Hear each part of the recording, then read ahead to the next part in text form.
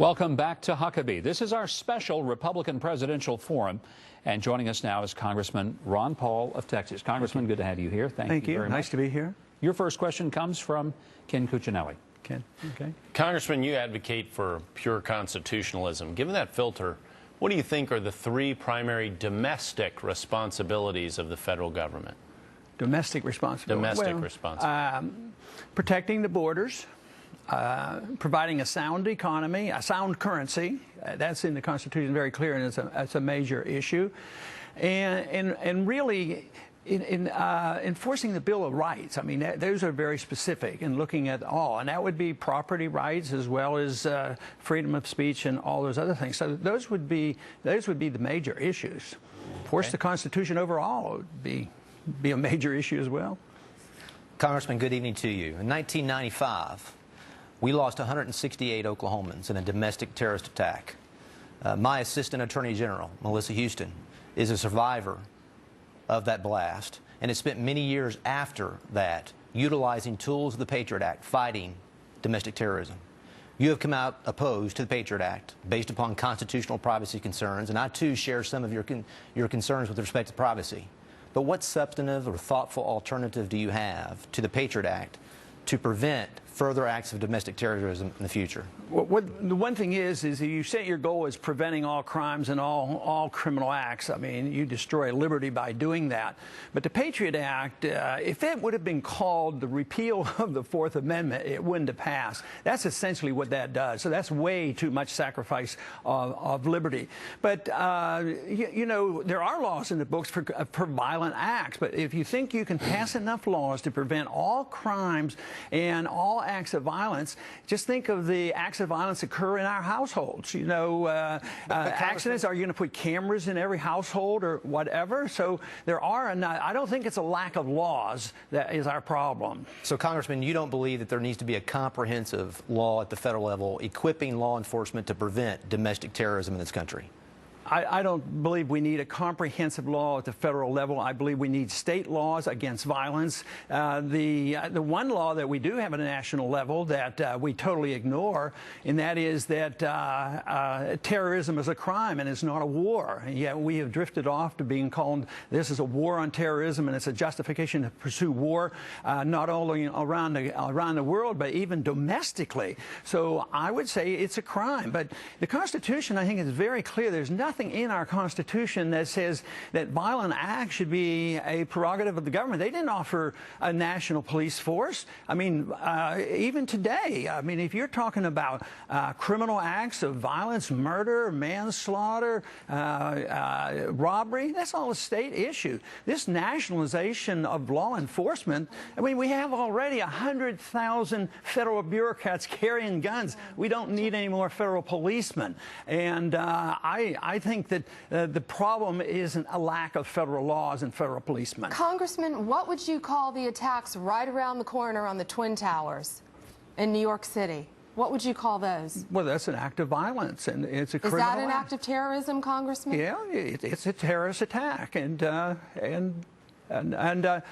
we do have responsibility when, you know, from protecting our borders and all, but it's an act of terrorism, and we have responsibility. We should be checking our borders and finding out who's coming in, but we ought to understand that whole problem rather than just saying that what we need is more federal policemen, and it's a lack of federal police activity and federal guns that will make us safer. But if you don't understand exactly the motivation and all the problems of why we're facing this crisis and why people want to come here and kill us, just more laws won't do it.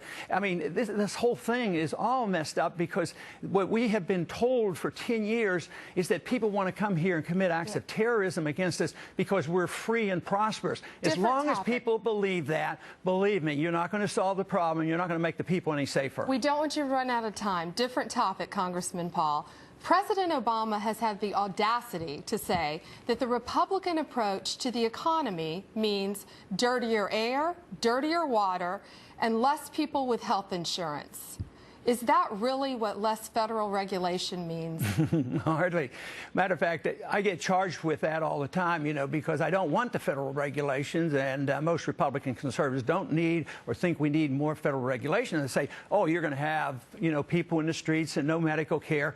The whole thing is, if you don't have regulations, say in the environment and different things, or regulations on banking regulations, actually the market is a real strict regulation. It's a stricter regulation. Our problem today is when you write the regulations, say on drugs, the drug companies get involved and they write the regulation. Banking regulations are written by the banking community. They become the lobbyists. So it isn't the lack of regulation. But if you have the market, you have property rights, you have contract rights, and you have bankruptcy laws, and those are strictly enforced. It wasn't the lack of regulations that caused the Enron scandal, but it was the market that took care of it. Those individuals were convicted in Texas court for fraud, and they went to prison. So, no, we have to answer back. I think we do a lousy job on that, saying that the liberals grab the moral high ground and say that we're going to take care of everybody. If you don't do it, people are going to be suffering. There won't be any medical care. So it is up to us to argue the case that the market can answer that. The free market and property rights can solve just about all these problems much better than more bureaucrats in Washington. Congressman, we have to take a break at this point. We will come back more with Congressman Ron Paul right after this break, so stay with us. Let's continue with Texas Congressman Ron Paul, and for the next question, Scott Pruitt. Congressman, you have said on Fox News Sunday that Medicare, Medicaid, and Social Security are unconstitutional. I presume that means that you will eliminate those programs. How will you do it? You think so? Yeah, I do believe. So tell me how. Tell me how. You all work on Obamacare, and you talk about it being unconstitutional because there's a mandate. But how many other programs in medicine do we have? They're all mandates. Does anybody get not to have to pay Medicare taxes? I mean, it's all. No, I look at Article 1, Section 8. Where does it say anything that the government should be involved in education or medicine? So the question is about how do you get rid of it? How do you do it? Well, you can't do that overnight. Matter of fact, I go to extreme of saying that for those individuals who have been totally dependent, children and the elderly right now, to start with that to cut our budget, because we have such this horrible budget crisis, I said would be just create anarchy. It would be so bad. But if we want to save this country, we have to cut. So I have a program where I want to cut $1 trillion. It's a bunch of it comes from overseas, and a bunch of it comes from 5 departments. Going back to the budget of '06, actually, I would preserve some of these programs. And when I present this program, I says, for the purpose of phasing them out. For instance, my program actually allows people under 25 to get out of Social Security. But to cut that off and make that, and think you can do that overnight, isn't going to work. So you have to have a transition program. But technically speaking, they ask me, are they constitutional? No, where is the authority? I don't know where the authority is. There's no authority for 1 penny being spent at the federal government to run education. And I think that that's why we're in such this trouble. There's no respect at all for the Constitution. Congressman, if you're very clear you think they're unconstitutional, why would you sign a budget that contains something unconstitutional? Because other than that, you're going to you have 2 choices. You either can work our way out of this, or you wait until it collapses and we have to rebuild it. And I'm just saying that you can't.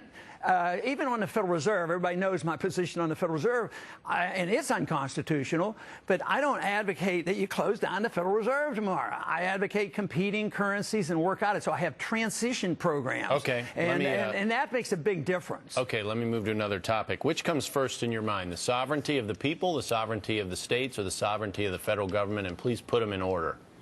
Well, the people in the states and then the federal government, and very little for the federal government, and none for international governments like the UN and NATO to get authority for the things that we do around the world.